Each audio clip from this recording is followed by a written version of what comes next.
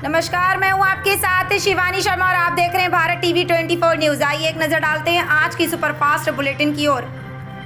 खेसारी लाल यादव राजद की तरफ से करेंगे पॉलिटिकल बैटिंग। पत्नी के चुनाव लड़ने पर कही ये बात। बिहार विधानसभा चुनाव को लेकर भोजपुरी गायक खेसारी लाल यादव ने राजद का समर्थन करने की घोषणा की। उन्होंने कहा कि वे अपनी पत्नी को चुनाव लड़ाना चाहते हैं और इसके लिए उन्हें मनाने की कोशिश कर रहे हैं। अगर वह नहीं मानती हैं तो वह तेजस्वी यादव के लिए प्रचार करेंगे। बिहार विधानसभा चुनाव के लिए जेडीयू की पहली लिस्ट जारी। 57 उम्मीदवारों के नाम का ऐलान। जदयू ने बिहार विधानसभा चुनाव के लिए 57 उम्मीदवारों की पहली सूची जारी कर दी। इस सूची में कई अप्रत्याशित नाम हैं, जिससे राजनीतिक गलियारों में हलचल है। पार्टी ने अपने उम्मीदवारों के नामों का ऐलान कर दिया, जिससे चुनाव की सरगर्मी और तेज हो गई। महाभारत फेम एक्टर पंकज धीर का हुआ निधन। सिनेमा जगत के लोकप्रिय अभिनेता पंकज धीर का निधन हो गया। 68 साल की उम्र में पंकज ने इस दुनिया को अलविदा कह दिया। बताया जा रहा है कि वह कैंसर जैसी गंभीर बीमारी से जूझ रहे थे। महाभारत में कर्ण के किरदार के लिए वह काफी लोकप्रिय थे।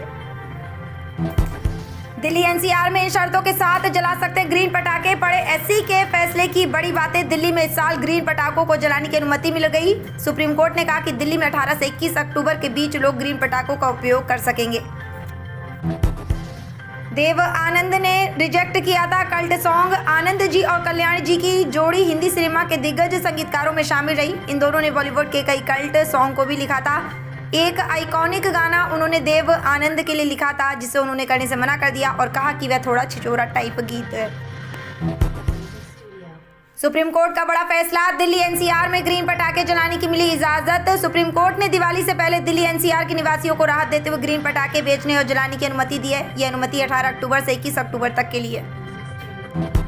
धनतेरस पर सोना चांदी और नए बर्तन खरीदने का खास महत्व है। खुलते हैं सुख समृद्धि के द्वार। पंचांग के अनुसार कार्तिक माह की कृष्ण पक्ष की त्रयोदशी तिथि पर धनतेरस का पर्व मनाया जाता। इस बार ये पर्व शनिवार 18 अक्टूबर को मनाया जाएगा। धनतेरस पर विशेष रूप से सोना चांदी और नए बर्तन खरीदे जाते हैं। चलिए जानते हैं इनका महत्व।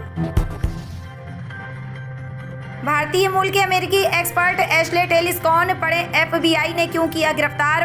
भारतीय मूल के अमेरिकी विशेषज्ञ एशले टेलिस एक रणनीतिकार और विदेश नीति विशेषज्ञ हैं। उन्होंने अमेरिकी सरकारों के साथ काम किया, खासकर भारत अमेरिका संबंधों पर। दिल्ली में सिग्नेचर व्यू अपार्टमेंट के निवासियों को झटका। खाली करने होंगे घर। दिल्ली उच्च न्यायालय ने सिग्नेचर व्यू अपार्टमेंट्स के निवासियों का फ्लैट खाली करने के लिए अतिरिक्त समय देने से मना कर दिया। अदालत ने कहा कि पहले पर्याप्त समय दिया जा चुका है। ठंड की एंट्री के साथ दिल्ली में बढ़ने लगा प्रदूषण। यूपी बिहार समेत अन्य राज्यों में कैसा रहेगा मौसम। देश के अधिकांश हिस्सों से मानसून विदा हो चुका है, लेकिन मौसम विभाग ने तमिलनाडु और केरल सहित दक्षिण भारत के कुछ राज्यों में अगले 7 दिनों तक भारी बारिश का अनुमान जताया। वहीं पहाड़ी राज्यों में बर्फबारी के कारण मैदानी इलाकों में सर्दी बढ़ गई। जदयू की पहली लिस्ट में 3 दिग्गजों का कटा टिकट। 27 सीटों पर नए प्रत्याशी। जदयू ने बिहार विधानसभा चुनाव 2025 के लिए 57 उम्मीदवारों की पहली सूची जारी की। 3 विधायकों को टिकट नहीं मिला और 27 सीटों पर उम्मीदवार बदले गए। सूची में 4 महिलाओं को भी शामिल किया गया। कुशेश्वर स्थान के विधायक अमन हजारी, बरबीघा के सुदर्शन और सकरा के अशोक कुमार चौधरी का टिकट काटा। योगी आदित्यनाथ ने दीपावली के पावन पर्व पर उपहार स्वरूप आज जनपद लखनऊ से प्रधानमंत्री उज्ज्वला योजना के अंतर्गत 1500 करोड़ की धनराशि से उत्तर प्रदेश के 1.86 करोड़ पात्र परिवारों को गैस सिलेंडर रिफिल सब्सिडी का वितरण किया। मुख्यमंत्री जी ने कहा कि जब अच्छी सरकार आती है तो लोक मंगल की कामना के साथ सबके हित के बारे में सोचती है। आज उत्तर प्रदेश सरकार अंत्योदय लक्ष्य के साथ बिना भेदभाव हर पात्र नागरिक को लोक कल्याणकारी योजनाओं से लाभान्वित कर रही है। प्रदेश में प्रधानमंत्री उज्ज्वला योजना के अंतर्गत 1.86 करोड़ पात्र परिवारों को रसोई गैस सिलेंडर के निःशुल्क कनेक्शन उपलब्ध कराए गए।